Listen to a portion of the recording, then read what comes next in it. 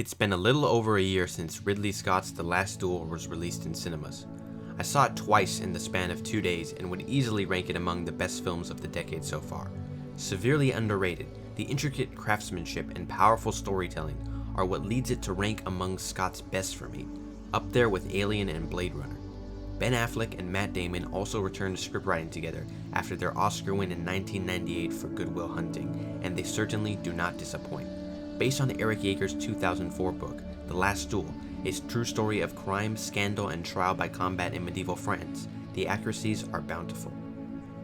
Jager himself has stated that the film is about 75% accurate to real life, and the dramatization of the story is not without reason. I'll be comparing the film to the book and sharing why I believe this work went so under the radar. If you haven't yet seen the film, I highly encourage you to do so before watching this, since there will be spoilers. Here are the films that are either going to be mentioned or discussed in the video, so be wary as always.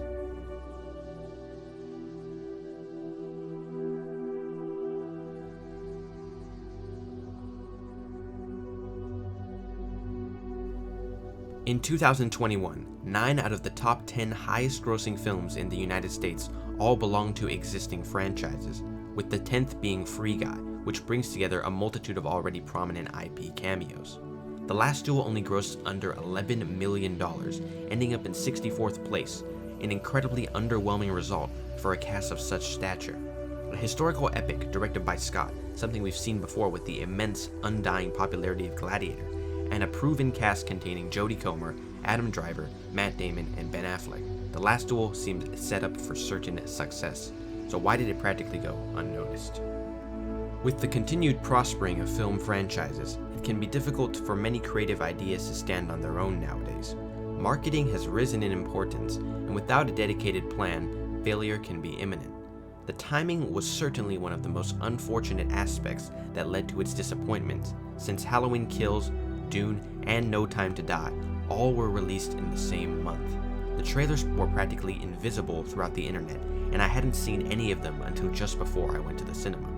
With already such a pre-existing demand for reminiscing on the success of the past, one would think that Scott's directing, Affleck, Damon, and Holofcener's writing, and the unique narrative structure all should have played a larger role in drawing attention from the audience. The release date being stuck during a high point in the pandemic also did not help this whatsoever. One would think that delaying it certainly would have been a smarter choice. However, this simply was an unlucky predicament, as Scott's next project, House of Gucci, was also scheduled for release in 2021. Combining this with the fact that the film's subject matter and demographic are obviously geared toward older audiences, those who were especially reluctant to return to theaters, it makes perfect sense as to why it never really found its footing. I certainly disagree with Scott's reasoning as to why the film failed. He said, "I think what it boils down to, what we've got today, are the audiences who were brought up on these cell phones. The millennials do not ever want to be taught anything unless you are told it on the cell phone. There's far more to it than that, and that's unfair to many film lovers who supported this in cinemas." Some of these factors were outside of the team's control, and poor marketing decisions combined with the pandemic are ultimately what set this up for disaster. It is certainly ridiculous that the film was ignored by the Academy, since it could have easily scored nominations for Jodie Comer's performance, costume design, production design, and adapted screenplay at the very least. In the end, I hope it will get the status it deserves in due time. The Last Duel's story structure most notably draws similarities to Akira Kurosawa's 1950 film Rashomon, as it is told from the three perspectives of the main characters. Jean de Carouge, Jacques Legris, and Marguerite de Carouge all provide their respective views on what truly happened. Set in medieval France, the film follows the story of the last judicial duel held between Jean and Jacques, as the former is accused of rape by Marguerite. The way the story repeats itself is far from boring, maintaining your curiosity throughout.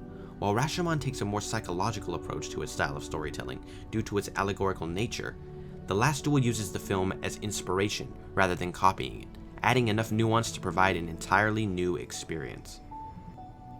By allowing the viewer to piece the puzzles together in their minds alone, it offers a richer cinematic experience where details are not told to you but shown. Each scene connects to another, revealing threads that are either sewn in the future or past. The subtle glances between each character offer a world of thought, one where the smallest of actions have the worst of consequences.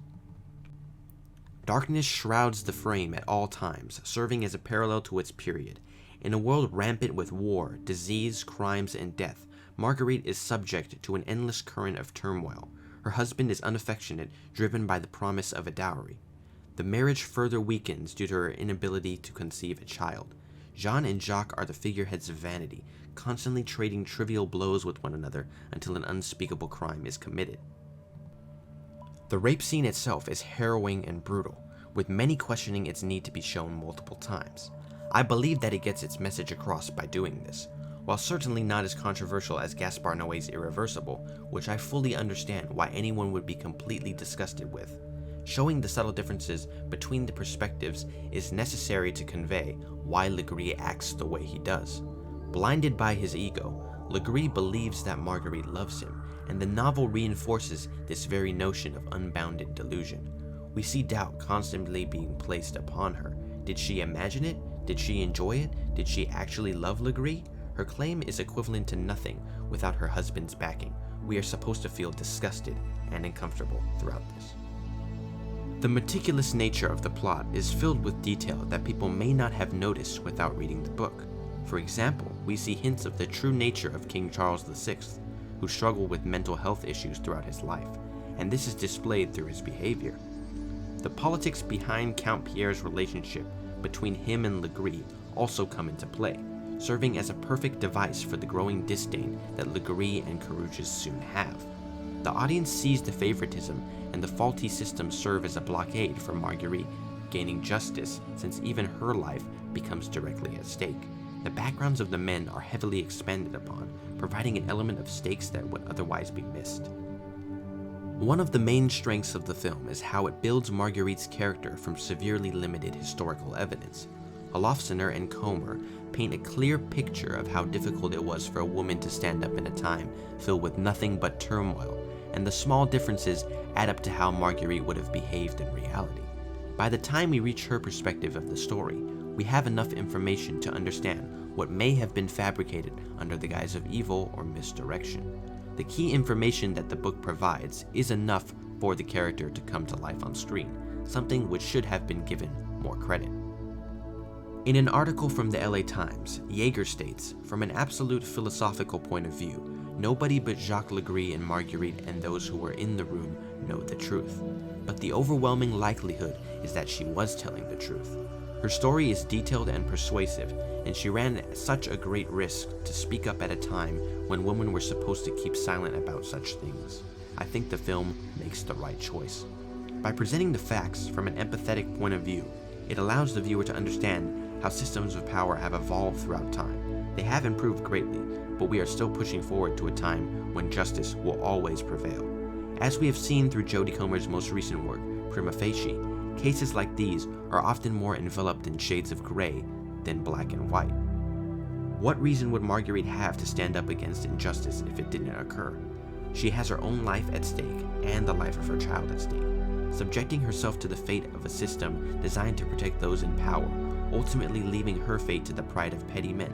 This would be practically impossible to conjure out of a fictional tale. As stated on the record, even Legree's very own lawyer expressed his doubts regarding his client's innocence. No one really knew the truth of the matter. Legree was despicable down to the bone, alongside his accomplice Adam Lavelle, who was also said to have entered Marguerite's home in the book.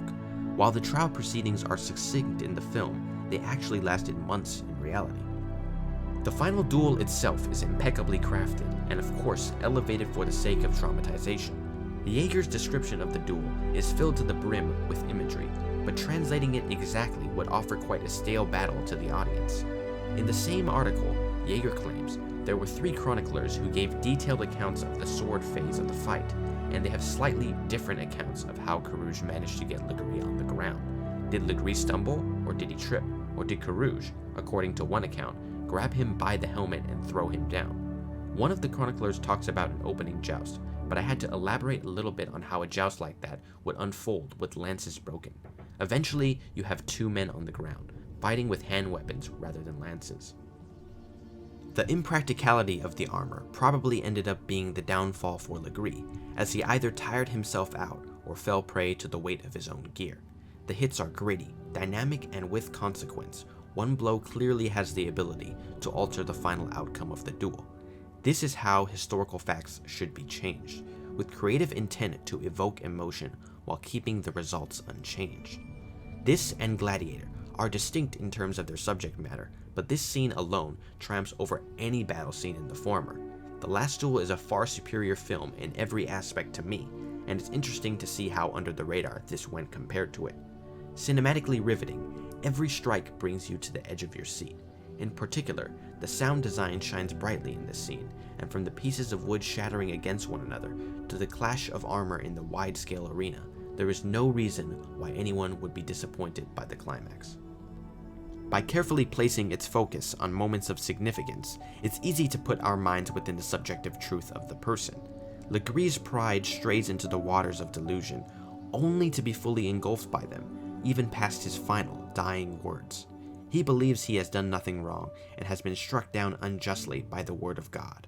Religion plays a central theme in the story, and we wonder if Legree maintained his faith in the end, or did he succumb to his very own delusion? I must also shed light on Harry Gregson Williams' score, precisely the ending track.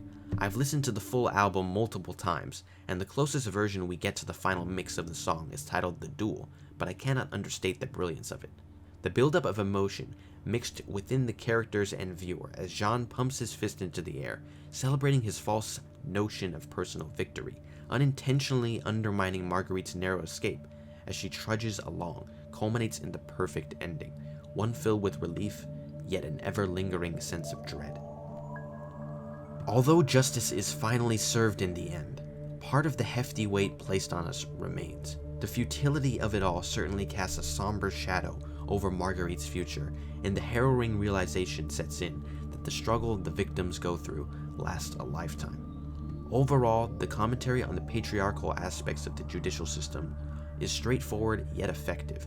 I see why some critics may have thought that its presentation is one note and too simple, but in my humble opinion, it serves its purpose effectively without overstaying its welcome.